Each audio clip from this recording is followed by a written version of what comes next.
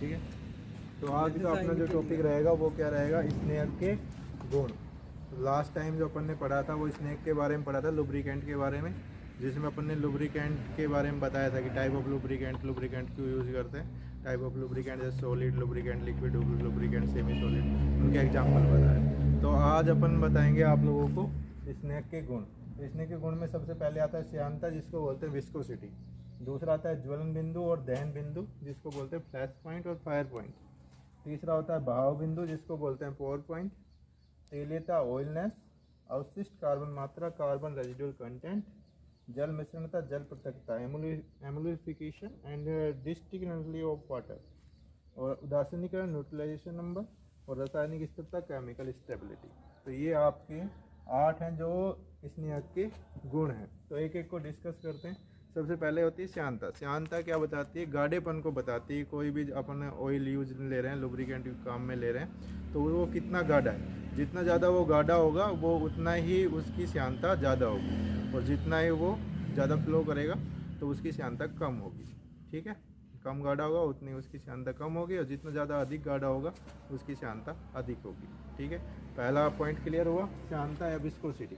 और इसमें विस्कोसिटी को मेजर करने के लिए विस्कोमीटर काम में लेते हैं। बहुत बार एग्जाम में पूछा गया है कि विस्कोसिटी को किससे मेजर करते हैं, तो विस्कोमीटर से मेजर करते हैं। ठीक है, दूसरा आता है ज्वलन बिंदु और दहन बिंदु।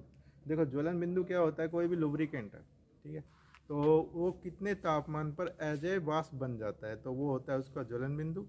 और दूसरा आता है दहन बिंदु। दहन बिंदु वो होता है जिस पर कोई भी लुब्रिकेंट कि एक जलना प्रारंभ कर देता है, तो वह तापमान होता है दहन बिंदु।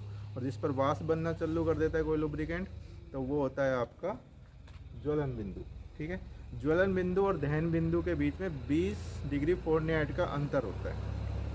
ठीक है, तो ये क्लियर हो गए, ज्वलन बिंदु दहन बिंदु। ज्वलन बिंदु वो होता है जिस पर वाष्प बनना शुरू कर देता है, और दहन बिंदु वो होता है जहाँ पर वो जलना प्रारंभ कर देता है। तीसरा है बहाव बिंदु। बहाव बिंदु क्या होता है कि एक ऐसा न्यूनतम तापमान जिस पर वह फैलना चालू कर देता है, बहना शुरू कर देता है कोई भी लुब्रिकेंट।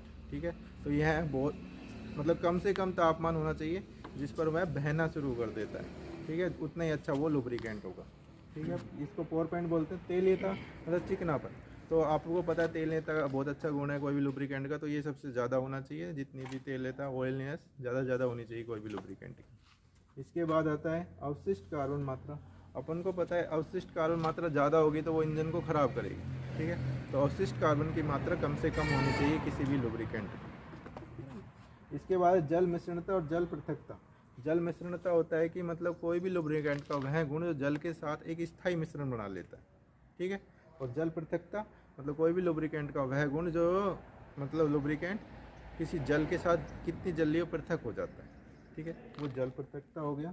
इसके बाद उदासीकरण संख्या, इसको बोलते हैं न्यूट्रलाइजेशन नंबर। उदासीनीकरण संख्या क्या होती है कि जो कार्बन पोटेशियम हाइड्रोक्साइड होता है उसकी कितनी मात्रा अपन उस लुब्रिकेंट में मिला सकते हैं। ठीक है, कितनी मात्रा पोटेशियम हाइड्रोक्साइड की मात्रा जो अपनी लुब्रिकेंट में मिल सकती है उसको बोलते हैं उदासीनीकरण संख्या। तो ये कम से कम होनी चाहिए, और इसकी 0.01 होता है। इसकी जो न्यूमेरिकल डाटा है वो कितना होता है 0.01, और ये कम से कम होना चाहिए। और दूसरी चीज़, अगर उदासीकरण संख्या ज़्यादा बढ़ती जा रही है तो अपन को उस तेल को निकाल के फिर से नया ऑयल डाल देना चाहिए। तो ये होती है उदासीनीकरण संख्या।